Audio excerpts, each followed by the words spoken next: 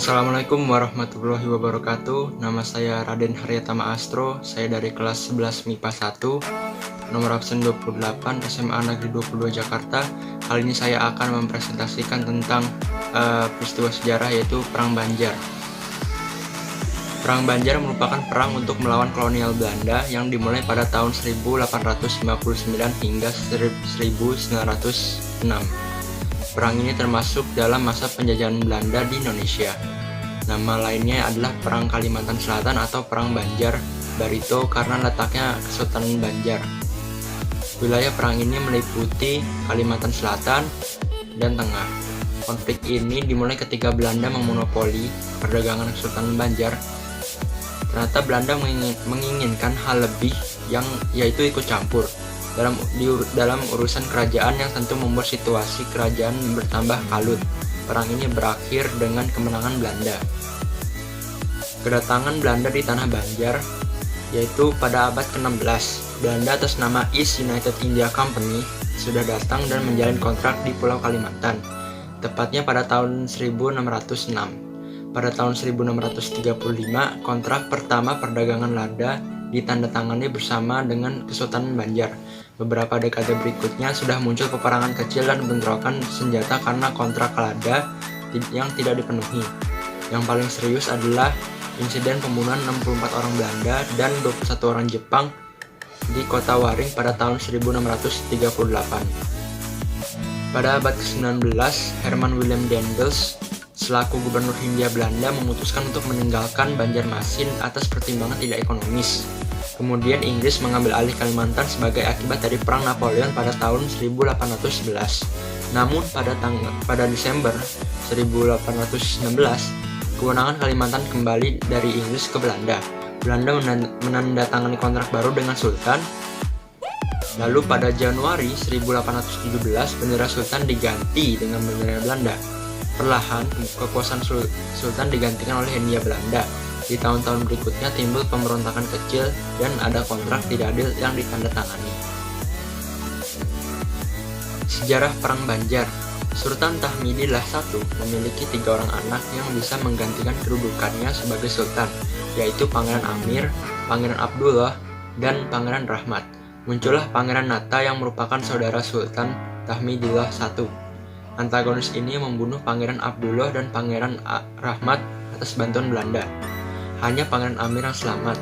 Belanda lalu mengangkat Pangeran Nata menjadi Sultan Tahmidillah II. Pangeran Amir yang selamat tentu tidak menerima Sultan Tahmidillah II menjadi Sultan Banjar. Konflik pun meletus selama beberapa tahun. Namun dengan mudahnya, Sultan Tahmidillah II dan Belanda mengalahkan Pangeran Amir. Pangeran Amir ditangkap dan dibuang ke Ceylon atau Sri Lanka. Tapi kemenangan atas Pangeran Amir ini tidaklah gratis. Sultan Tahmidillah II harus membayar daerah Kota Waringin, Bulungan, Pasir, dan Kutai kepada Belanda. Pangeran Antasari adalah putra dari Pangeran Amir yang lahir di tahun 1809. Pangeran Antasari kecil sudah membenci kehidupan istana yang penuh politik, intrik, dan pengaruh kekuasaan kolonial Belanda.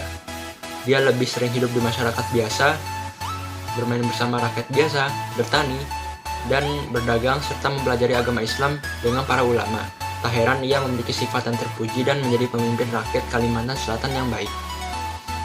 Lalu, kondisi kesultanan cukup memprihatinkan, tidak stabil dan kacau. Sultan Tahmidillah II wafat dan diganti oleh Sultan Sulaiman yang hanya 2 tahun memerintah. Lalu Sultan Adam yang melanjutkan pemerintahan. Wilayah Kesultanan Banjar sekarang tinggal sedikit, yaitu Banjarmasin, Hulu Sungai dan Martaputra. Wilayah yang dimiliki sebelumnya sudah diambil oleh Belanda karena suatu perjanjian. Perjanjian yang ditandatangani tahun 1826 itu cukup merugikan Kesultanan Banjar. Isinya yaitu Kesultanan Banjar tidak bisa membuka hubungan diplomasi dengan negara selain Belanda. Pengecilan wilayah Kesultanan Banjar karena beberapa bagian wilayah menjadi milik dan diawasi oleh Belanda. Tokoh yang memangku jabatan Mangkubumi pun harus disetujui oleh pemerintah Belanda. Ladang perburuan yang menjadi tradisi dan penuh dengan menjangan harus diserahkan ke Belanda. seperti Padang Bajingah, Padang Pacakan, Padang Simpuran, Padang Ujung Karangan, dan Padang Atirak. Penduduk sekitar dilarang berburu di menjangan itu. Pajak penjualan intan pun didapat oleh Belanda dengan jumlah 10% dari harga intan, dan harga pembeliannya juga diatur oleh Belanda. Satu-satunya yang terlihat baik adalah Belanda melindungi Kesultanan Banjar apabila diserang oleh musuh, baik musuh dari dalam negeri maupun luar negeri. Kelihatannya Belanda melindungi kedaulatan Kesultanan Banjar, tapi justru musuh Kesultanan Banjar adalah Belanda sendiri. Perjanjian yang tidak seimbang itu pun tentu dipengaruhi oleh tindakan pendahulu Sultan Adam, yaitu Pangeran Nata. Pangeran Nata yang dibantu oleh Belanda untuk merebut kekuasaan bagaikan bersekutu dengan setan. Akibatnya Pangeran Nata harus membalas budi Belanda dengan perjanjian yang sangat menguntungkan Belanda baik dari jangka pendek maupun jangka panjang. Perang Banjar pada 28 April 1859. Setelah Sultan Adam mangkat, Pangeran Tamjidillah diangkat oleh Sultan Banjar. Padahal rakyat Banjar ingin Pangeran Hidayatullah yang menjadi sultan karena dia adalah putra dari Sultan Adam. Tapi Belanda tetap memaksa agar Pangeran Tamjidillah tetap menjadi sultan dan Pangeran Hidayatullah hanya sebagai mangkubumi. Penindasan dan perlakuan Belanda yang seenaknya sendiri pada rakyat Kesultanan Banjar membuat rakyat marah. Pemerintah Hindia Belanda mulai waspada akan kemunculan pemberontakan. Penduduk Banjar mulai melawan Belanda dan membawa semangat perang agama. Kemudian kelemahan Sultan Tamjidillah mulai mengakibatkan kekacauan. Kondisi yang semakin panas membuat Pangeran Antasari tampil menjadi pemimpin rakyat Banjar. Awalnya Pangeran Antasari menghimpun kekuatan rakyat yang sudah muak pada Belanda. Tak lupa Pangeran Hidayatullah juga diajak yang kini menjadi mangkubumi. Pangeran Hidayatullah pun setuju. Pada tanggal 28 April 1859, pecahlah Perang Banjar. Pihak Kesultanan Banjar dipimpin oleh pahlawan nasional yang sangat dikenal, yaitu Pangeran Antasari. Pangeran Antasari dibantu oleh Pangeran Hidayatullah, Demang Lehman, Haji Bu Yasin, Tumenggung Antaluddin, Pangeran Amrullah, dan lain-lain. Serangan mengarah ke tambang Nasa Orange milik Belanda dan benteng Pengaron.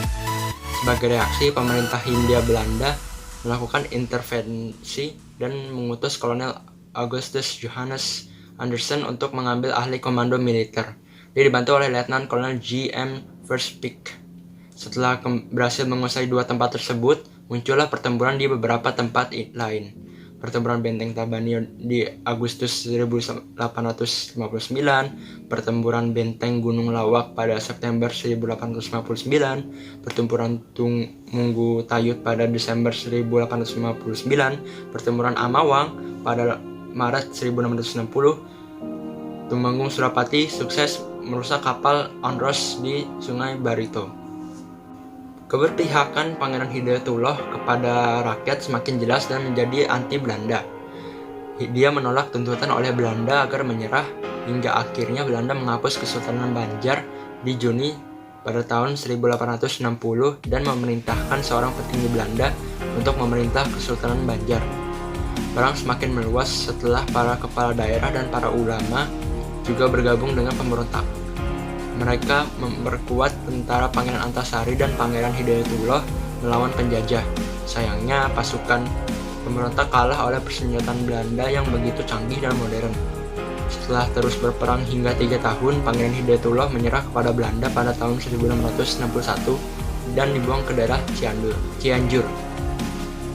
Menyerahnya Pangeran Hidayatullah membuat Pangeran Antasari menjadi satu-satunya pemimpin pemberontakan dan keturunan Kesultanan Banjar. Untuk memperkuat kedudukan sebagai pemimpin tertinggi, Pangeran Antasari meneriakkan slogan "Hidup untuk Allah dan mati untuk Allah", sehingga rakyat, alim ulama, dan pejuang mengakui Pangeran Antasari sebagai panembahan Amiruddin Khalifatul Mukminin.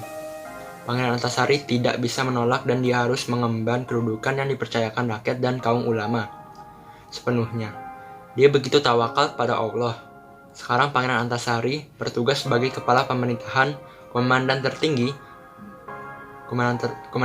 perang, dan pemimpin Islam tertinggi. Setelah Perang Banjar semakin mendekati akhir dan kekalahan Kesultanan Banjar sedikit demi sedikit semakin tampak. pasukan Belanda dipasok berbagai persediaan dan pasukan bantuan dari Batavia.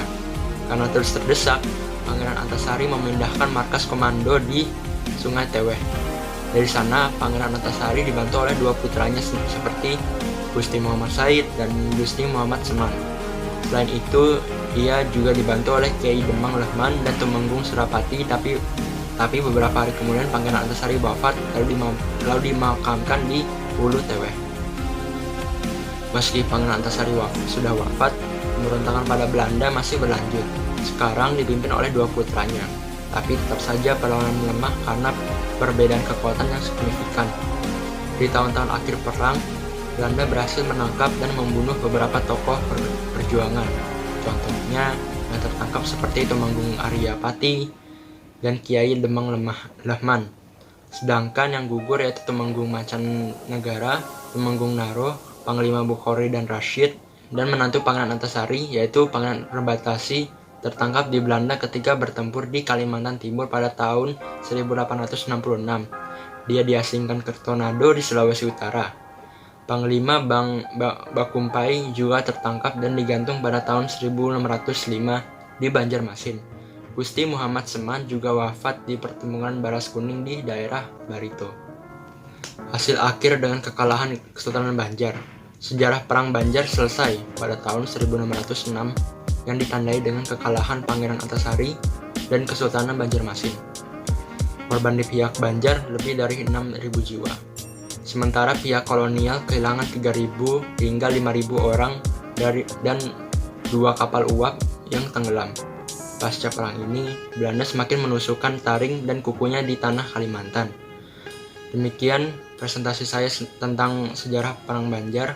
Meskipun Pangeran Antasari beserta Kesultanan Banjar kalah melawan Belanda, tetapi mereka tetaplah pahlawan untuk bangsa kita. Jadi itu saja dari saya. Kurang lebihnya mohon maaf. Wassalamualaikum warahmatullahi wabarakatuh.